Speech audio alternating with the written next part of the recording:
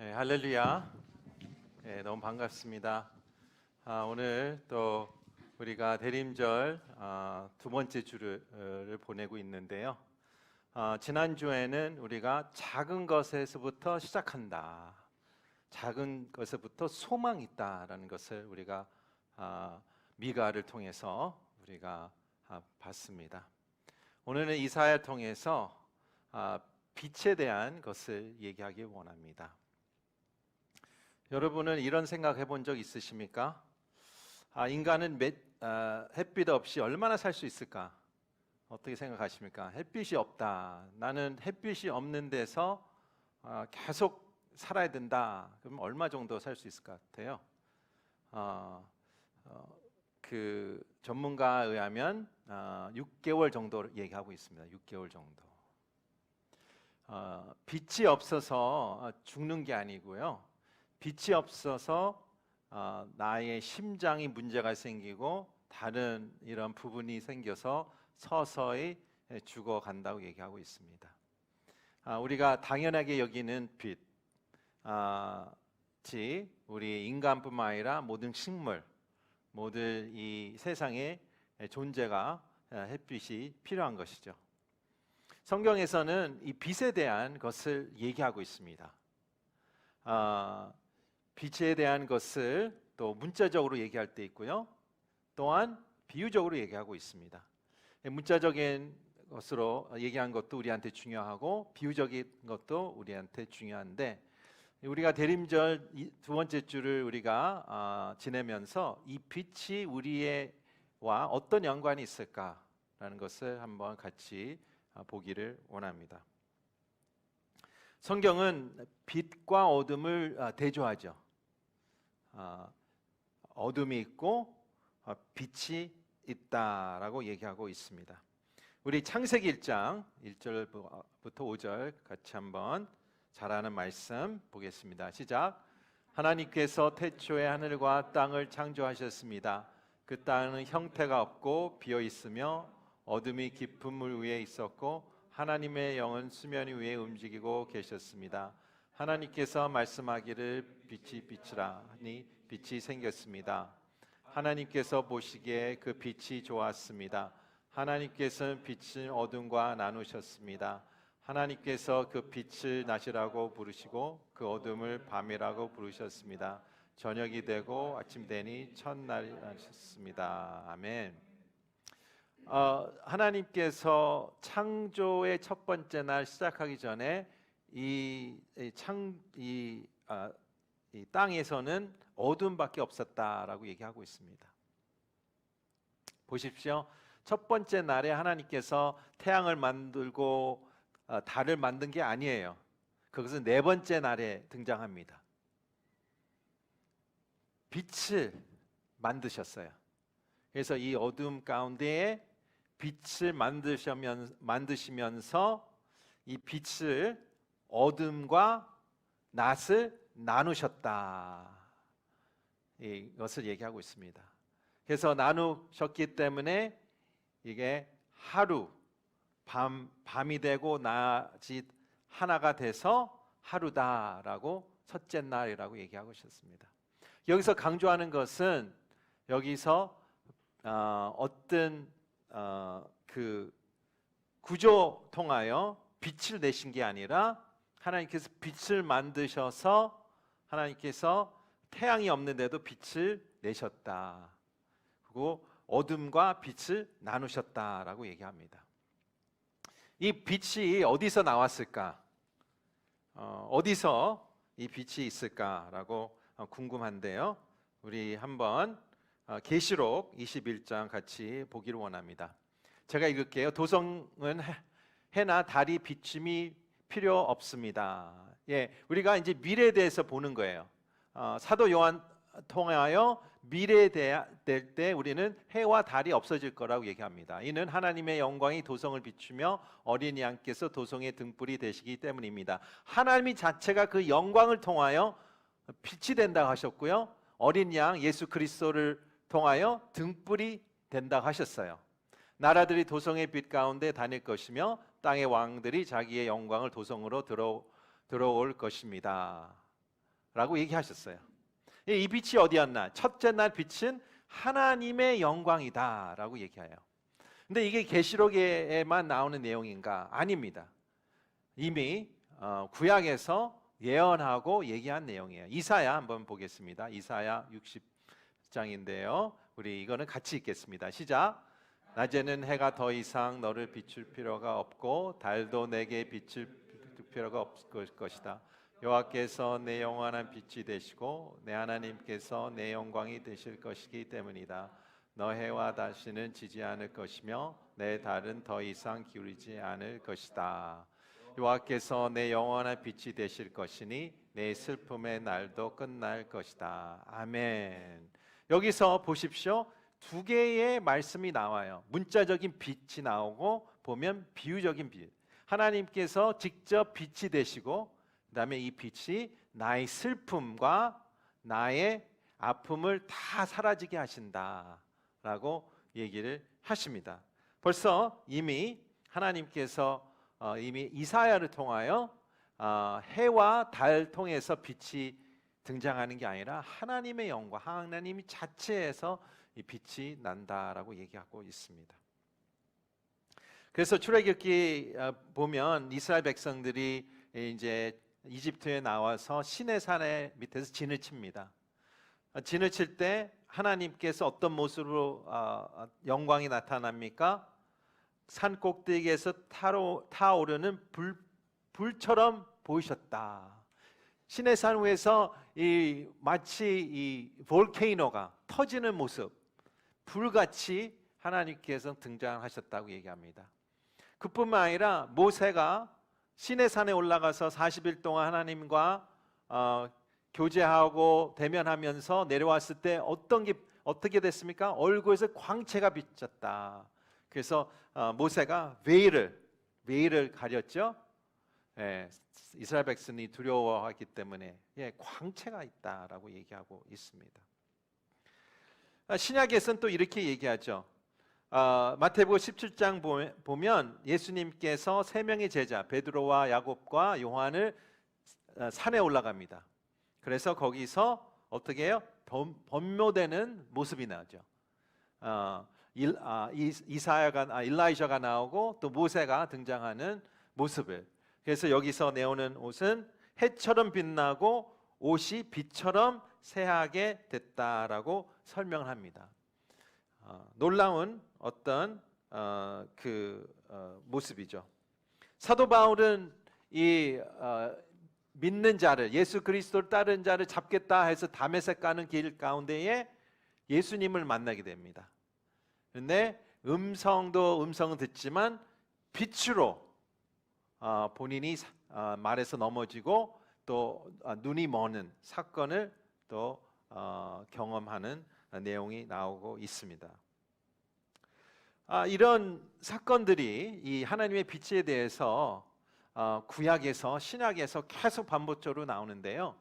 이 빛에 대한 내용이 우리 오늘 본문에서 또 중요한 내용으로 등장합니다. 우리 다시 한번 본문 같이 2절을 또 읽겠습니다. 시작. 어둠 속에서 걷던 백성이 큰 빛을 보았고 죽음의 그림자가 드리운 그 땅에 사는 사람들 위에서 빛을 비쳤다. 한 아이가 우리 위에 태어났다. 우리가 한 아들을 얻었다. 물론 2절에서 갑자기 건너뛰어서 6절이 되지만 그 사이는 또 어디 갔냐라는 내용은 제 내용은 일부러 제가 뺐고요. 2절에서 갑자기 어둠에서 빛을 비추신다라고 얘기하고 있습니다. 그러면서 6절에 보면 이 빛을 응용해서 아들이 태어난다. 그래서 이 구절을 신약에서는 응용하죠. 바로 그게 예수 그리스도라고 얘기하고 있습니다. 그래서 오늘 우리가 질문할 것은 예수님은 어떻게 빛으로 우리 삶에 역사하는가라는 질문으로 한번 우리가 물어보겠습니다. 내 삶 가운데에 문자적으로 또 비유적으로 내 삶 가운데 예수 그리스도의 빛은 나에게 어떤 역사를 하고 있는지 우리가 예수 그리스도를 기대하면서 대림절 기대하면서 이 빛 가운데에 있는 자에는 이 세 가지 유익이 있다는 것을 우리가 발견합니다. 첫 번째 포인트 화면으로 같이 읽겠습니다. 시작. 예수님은 계시의 빛이시다. 계시의 빛이시다. 솔로몬은 전도서에서 지혜가 없는 자를 어둠에 있는 자라고 묘사를 하고요. 또한 지혜가 있는 자는 빛 가운데 있는 자라고 얘기하고 있습니다. 그래서 이 두 가지의 컨트라스트하죠. 내가 빛 가운데 있는 사람은 지혜가 있는 자고, 내가 어둠에 있으면 내가 어리석은 자다라고 얘기하고 있습니다. 그래서 우리가 시대별로도 우리가 이 세계 역사를 봤을 때도 시대별로 여러 얘기를 하는데요. 예를 들어 중세 시대 초기에는 어떤 시대라고 얘기합니까?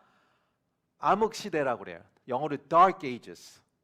왜 Dark Ages일까요? 햇빛이 없어 덜 그늘진 데 살아서 Dark Ages일까요? 아니에요.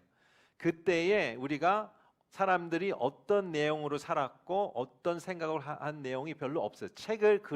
글이 별로 없어서 Dark Ages라고 불러요. 남은 글이 별로 없는 거예요, 그 시대가. 그런데 18세기에 1700년부터 어떤 놀라운 그 변화가 있죠. 중세 시대 때 어떤 변화가 있습니까? 거기에 계몽 시대라고 부르죠. Enlightenment. 그러니까 Enlightenment라는 단어는 light가 있고 Enlightenment 단어인데요. 인간이 어떤 깨달음을 느꼈다, 받았다라는 시대예요. 그때 과학이 발전했고요, 문화가 발전했고 여러 가지의 이 civilization, 여러 가지 과학과 문화와 모든 문학이 발전되는 시대, 이 속도감에 여러 가지의 우리가 이 시대에 그 일라이트먼트의 유익을 받아서 이때까지 오고 있다는 것을 우리가 발견합니다. 그래서 예수님은 계시의 빛이시다라고 얘기할 때에 시편 119편 105절은 이렇게 얘기합니다. 주의 말씀은 내 발의 등불이요 또 내 길의 빛입니다라고 얘기해요. 시편 기자는 그렇게 얘기하죠. 하나님의 말씀은 나의 빛이다, 등불이다. 무슨 뜻일까요? 계시란 얘기예요. 깨달음이 온다. 내가 어둠에서도 빛을 비추셔서 내가 보게 하는 거예요. 내가 모르는 길을 보게 하시고 잘 모르는 것을 알게 하시는 하나님. 그런데 이 말씀이 내 발의 등불이요 이 길의 빛이다 라면 예수님과 무슨 연관이 있을까? 무슨 연관이 있을까? 다 아시는 내용이시죠? 요한복음 1장 1절부터 5절의 말씀입니다. 같이 읽겠습니다. 시작. 태초에 말씀이 계셨습니다. 그 말씀은 하나님과 함께 계셨고 그 말씀은 하나님이셨습니다. 그는 태초에 하나님과 함께 계셨습니다. 모든 것이 그분을 통해 지음을 받았으며 그분 없이 된 것은 아무것도 없었습니다. 그분 안에서는 생명이 있었습니다. 그 생명은 사람의 빛이었습니다. 그 빛이 어둠 속에서 비추시고 어둠은 그 빛을 깨닫지 못했습니다. 태초에 말씀이 있다고 얘기했어요. 이 헬라어는 로고스예요. 로고스. 이 로고스 단어를 쓰는데요. 바로 우리가 더 1장을 계속 읽어보면 예수 그리스도라라고 이제 여기서 얘기해 줍니다.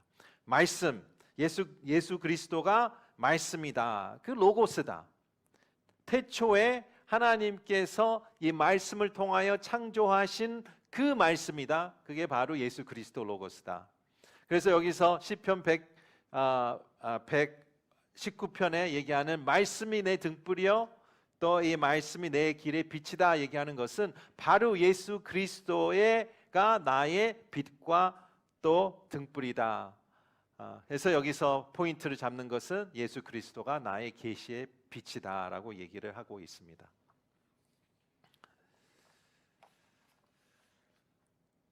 성도 여러분, 계시가 필요하십니까? 참 교회적인 얘기인데요. 이렇게 얘기할게요. 지혜가 필요하십니까?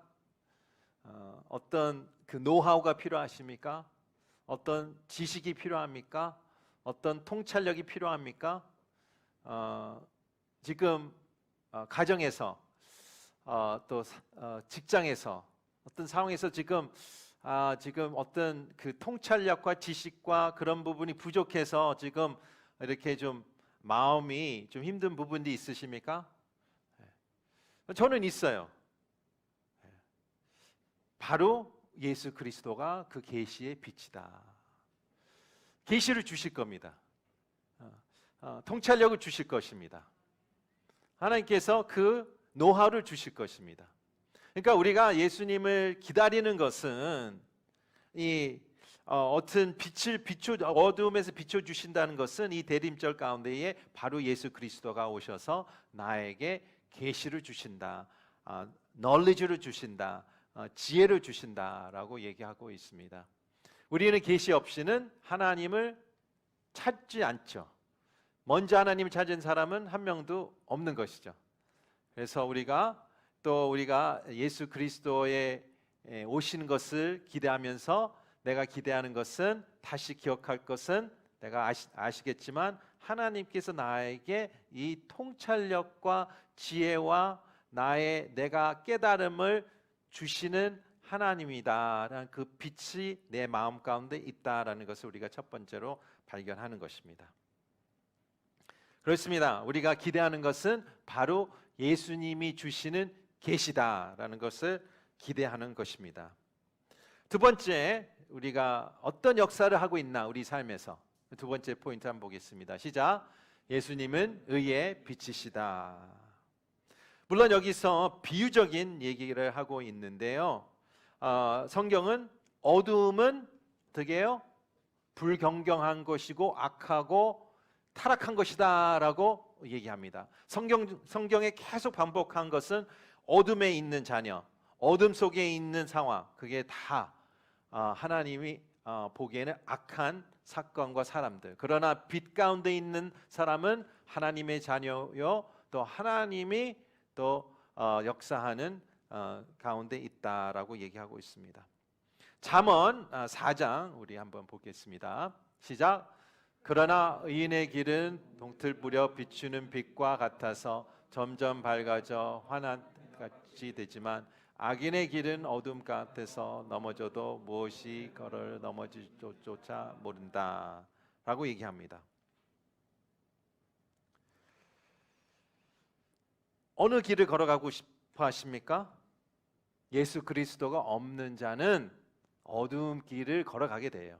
아무리 내가 느끼기 대낮이고 내가 보인다라고 생각하지만 내 마음 가운데, 내 영 가운데 어둠이 있기 때문에 보이는 게 아니다라고 얘기하는 거예요, 여기 잠언에서. 그러나 내가 잘 파악도 부족하고 지혜도 부족하고 학력도 부족하고 경험도 부족하지만 예수 그리스도 안에 있는 사람은 내가 그 하나님 예수 그리스도 안에 있으면 그때에 맞춰서, 그 사건에 맞춰서 하나님께서 지혜를 주실 거고 통찰력을 주실 것이다, 빛을 주실 거다라는 것을 얘기하고 있습니다.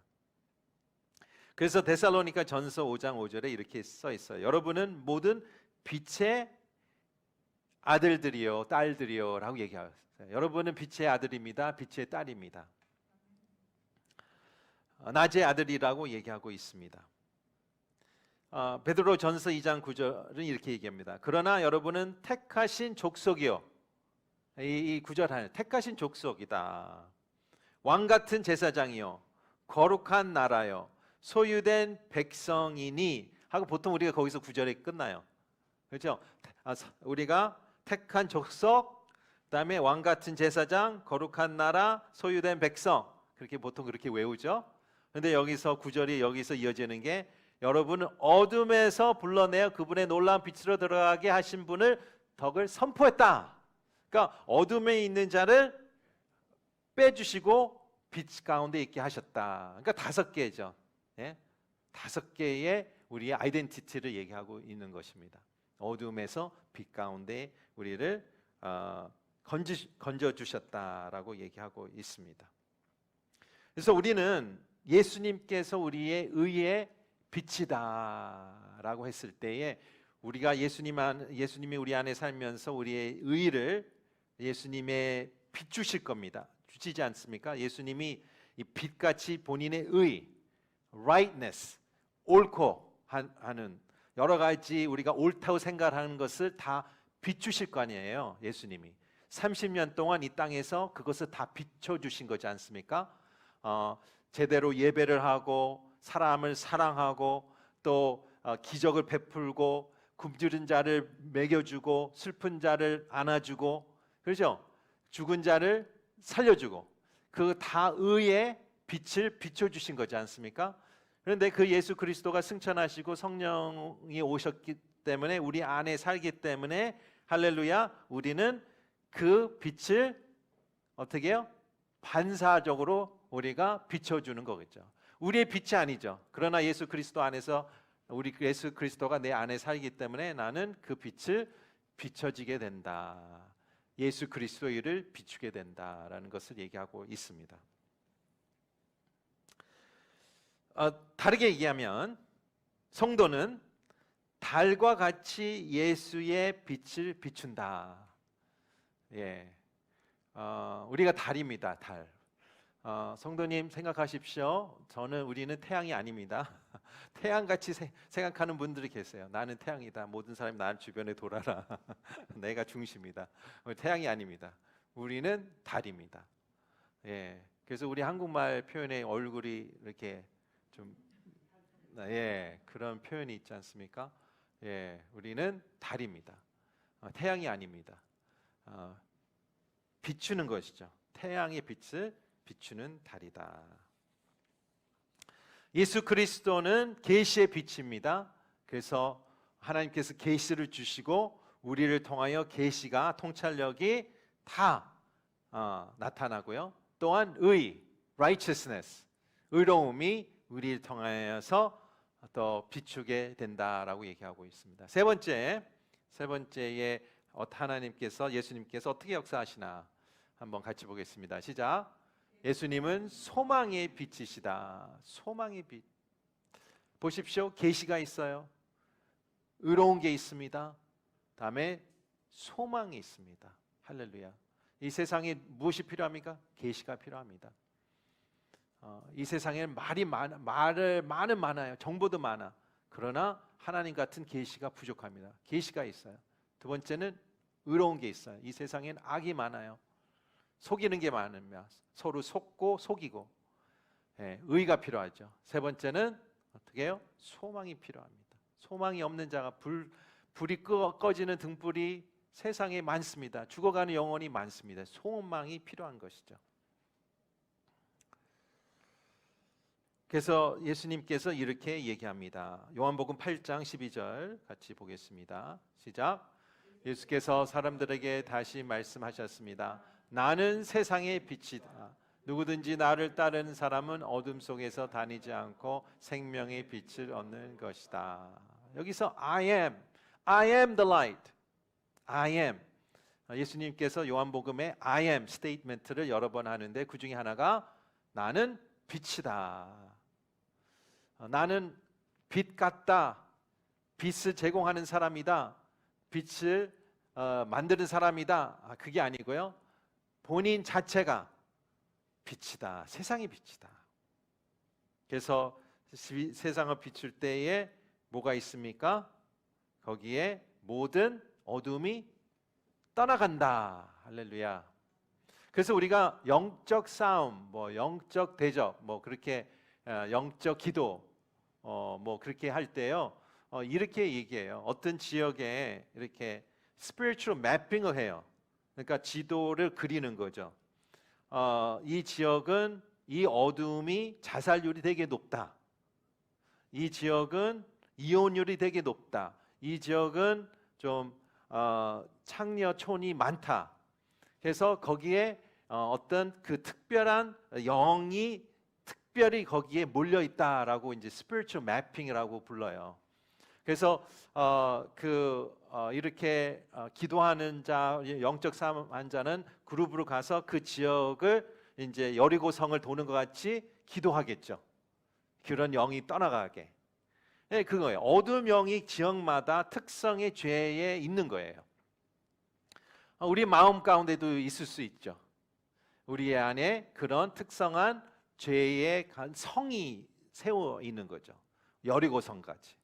근데 여기서 얘기하는 거죠. 여기서 예수 그리스도 빛이 비춰지면 어떻게 해요? 그 성벽이 무너지고 그 어둠이 떠나간다라고 얘기해요. 그러니까 우리가 이스라엘 백성들이 여리고성을 어떻게 부셨습니까? 어떻게 아무것도 안 했어요. 그냥 빙빙 돌았어요. 그런데 어느 순간 7일째에 와르르 무너졌지 않습니까? 그런 역할인 거죠. 우리는 그냥 기도하고 우리가 하나님을 찬양하고 우리가 믿음으로 나갈 때에 예수 그리스도, 우리 안에 있는 예수 그리스도 빛을 비춰주사 그 빛이 그 있는 지역의 모든 귀신을 떠나가게 하시고 어둠이 떠나가고 빛이 들어온다. 그래서 여러분 가정 가운데, 여러분 일터 가운데, 여러분 가는 데마다 여리고 성이 무너지기를 축복합니다. 모든 귀신이 떠나지기를 축복합니다. 그래서 여기서 얘기하는 이 빛을 얘기할 때에, 그래서 우리가 크리스마스 트리를 만들고 우리가 빛을 달지 않을까 생각이 듭니다. 참 우리는 보통 빛을 얘기할 때 그렇게 큰 감동이 없어요. 왜냐하면 우리는 부모님 세대는 그럴 수 있어요. 왜냐하면 시골에 산 분도 계시고, 그때는 또 제가 시리아, 어렸을 때 시리아 살 때마다 여름에는 오후 2시부터 5시까지 전기를 끊었어요. 파워가 부족하다고. 그러니까 그런 시대에 산 분들도 계시고요. 또 부모님 세대는 또 그게 당연했습니다. 그래서 빛이 있다, 또 내가 촛불 안 켜고 밤에 공부한다는 게 너무 귀한 상황이에요. 근데 요즘에서는 우리는 귀한 것이 무엇입니까? 파워예요. 파워 없이 내 핸드폰이 차지가 안 되죠.